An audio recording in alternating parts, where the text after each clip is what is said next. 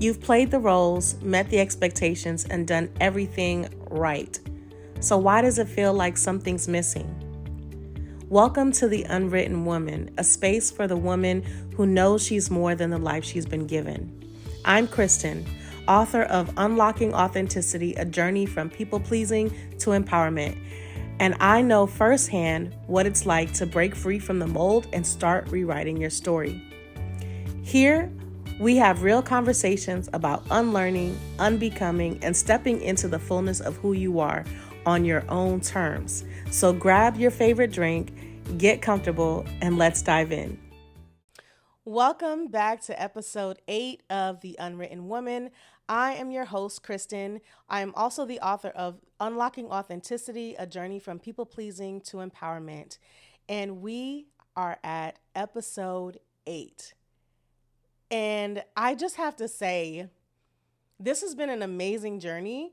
We're nearing the end of the season. We have 10 episodes this season, and then we're going to take a break. And I think it's a well-deserved break because for those of you that have been on this journey and have been putting in the work, you deserve a little bit of a break. So I just want to say a special thank you to all of you who have been consistently watching and listening and reaching out, commenting, sending me messages, reaching out. Like the amount of support that I have seen, and not just support, but the amount of women who have actually been doing the work is just pouring back into me. So I appreciate you all. I love you all. And I want to see the best for all of us. So I'm just so grateful that you've been on this journey. We're nearing the end of this season, but don't worry because stay tuned for season 2. It's going to be even better, even bigger, even greater. And I'm thrilled to be able to start working on that and start sharing some new things with you all. With that being said, episode 8, here we are. The first 7 episodes have been a lot about digging up our past traumas, understanding how they have, formed who we are as adult women, how those things show up in our lives, in workplace, in our relationships, in our friendships, in our family. And so this week, what we're going to do is going to be something a little bit different. And I really want us to take the time to recognize how sacred this is, because this is the first step in actually turning the page and rewriting your story. In order to rewrite your story and in order to become the woman that you aspire to be, whatever she is, whoever she is, the very first thing that you have to do is give yourself permission. And so today we're going to talk about giving ourselves permission. Well, permission to what, Kristen? I'm so glad that you asked that. Really, that's up to you. I can't give you the answer to that. You have to decide for yourself what you need to give yourself permission to do, to become, so that you can be the woman that you aspire to be. So in our past episodes, we've done the work to name what our traumas are. We've done the work to identify how those traumas cause us to react or respond in triggering situations. We've talked about living a performative life as a people pleaser, someone who prioritizes other people's needs and expectations over ourselves. And after doing that work, you really deserve the opportunity to settle and do something really sacred for yourself. So we're going to take a shift and start to talk about how we become the woman we aspire to be. Now, yes, there are always going to be hands-on, tactical, specific things that you have to do, tangible things that you have to do, setting goals, creating new habits for yourself. But before we even get there, there's one thing that we have to do first. The truth is, you don't become that woman on accident or haphazardly. You actually have to make a choice to become this person. And that choice starts with giving yourself permission.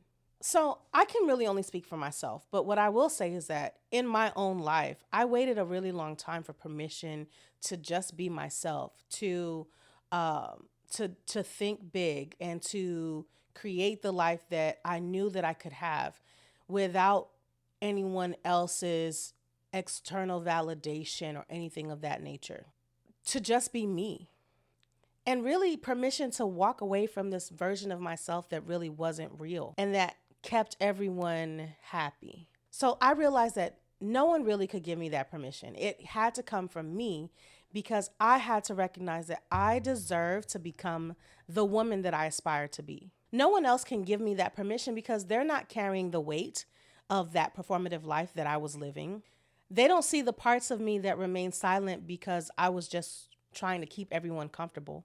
So I really just had to give myself that permission to live my life and to become the best version of Kristen.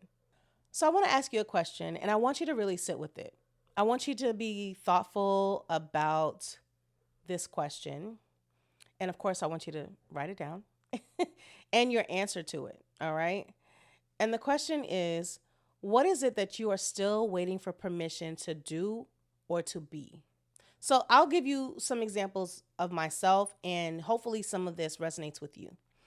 But for me, something that I had to give myself permission for was just to be able to rest without feeling guilty, to be able to say no without explanation. And then even just as simple as like my wardrobe and what I wore that made me feel comfortable, that made me feel like myself, that made me feel like I was powerful and confident. Just even in my clothing and my style, having to give myself permission to wear what I wanted to wear without worrying about other people's perspectives or ideas or thoughts.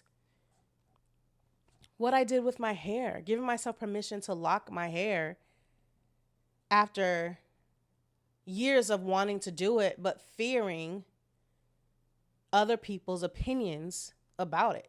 My own hair. My own hair. Getting a nose ring. Getting a tattoo. You know, just basic things that I literally had to give myself permission because I was always so afraid of what other people's perspectives were going to be, what their opinions would be, right? And other people's voices being louder in my head than my own. And having to give myself permission to silence those voices. And here's what I want to say, right? We have becoming her has become like a hashtag at this point, right? And I want to be realistic about what I'm really talking about. It's not a vision board. It's not a Pinterest board. It's a mindset, right? And it takes effort to identify who she is, first of all, and then be able to take actionable steps to become her, right? So I know that sometimes, we hear the term becoming her and we identify that as like something that's already packaged, and it's not. It's not. There's a lot of effort that you have to put in to curate who that person actually is. So if you're looking at social media, if you're looking at, these images on TV or in the magazines, I need you to put that away, right? Because it's more than a vision board. It's more than a mood board. You know what I mean? Like, it's more than that because there's the aesthetic, and we'll get there. We'll talk about that. We can definitely talk about that. But there's the inside. There's the internal work that has to be done as well. And you've already started that, and you should be proud of that, right? But I want you to understand that it's a mindset shift that has to happen in order to become this person. And before you can shift your mind, you have to do what? Give yourself permission. Because a lot of us, I can speak for myself, but I know for myself, I carried a lot of guilt and I carried a lot of doubt as I was going through this transition of, changing my own life, because again, being concerned about how other people were going to feel, because it's a little different than, what I was taught, right? Even if it's ever so slightly different, it's different. And so having to recognize not only that it is different, accepting the difference, but being proud of that difference and giving myself permission to say it's okay to be different. It's okay to unlearn what you've learned and then relearn new patterns for yourself. So what does giving yourself permission sound like? It sounds like I give myself permission to grow beyond what has been expected of me. I give myself permission to take up space wherever I am. I give myself permission to not have it all figured out. I give myself permission to rewrite the narrative that has been placed on my life. Because at the end of the day, you're no longer asking anyone, you're making the decision for yourself. So now the question is, okay, who are you becoming? She's not the person that you've been trained to be. She's not living her life full of guilt and fear and trauma. She's the woman who has shown up in those moments when you feel fully free. So there are going to be some questions that you have to ask yourself, right? Like, what are her values? What does she not tolerate in her life anymore? How does she speak to herself? What does peace really feel like for her? Those questions may sound really simple. Those are really deep questions, right? And I want you to just know that the most important thing for you to do right now is to just start. Because that clarity that you're going to gain in answering those questions is going to build your confidence. And that confidence is what's going to help you move through life without requiring anybody's validation. Because that's been the biggest blocker for you, right? That's been the biggest block. It was the biggest blocker for me, I'll tell you that. Needing people's validation and acceptance is not something that I need anymore. It's not something that I need anymore. It's not something that I crave. It's not something that's required in order for me to make decisions for myself at all. So as you know, at the end of every episode, there's going to be some reflection, right? So I want you, if you haven't yet, I want you to grab your pen and your journal, and I want you to think about these 3 questions. Question number 1. What have I been waiting for permission to do, feel, or become? Question number 2. Who told me I needed permission in the first place? So I'll give you an example. This is one that I wrote, right? And it's really simple, but I think it speaks to the woman that I aspire to be. And it says, I give myself permission to show up fully, speak honestly, and pursue joy without guilt. Simple. And number 3, what will I no longer apologize for as I become the woman I'm called to be? In addition to those 3 journal questions, I want you to also do an activity. And that activity is to write yourself a permission slip. And that permission slip should just be one sentence that gives you the authority to become the woman that you truly are. So I want you to write it out, and I want you to put it somewhere that is going to be visible, whether it is on your mirror, if it's something that you put on your refrigerator, wherever that you can put it, on your desk, put it on a sticky note and put it on your monitor, whatever you want to do, but somewhere that is visible that you can have that visual reminder on a regular basis. And I also want you to say it to yourself on a daily basis, like an affirmation. I want you to say it out loud every day. And anytime that you feel that little bit of guilt or that little bit of, negative self-talk coming up, I want you to say it again. So I know this was a short episode, but I really wanted to focus on just this fact. How important it is to give yourself permission to be the person that you aspire to be, that you've been called to be.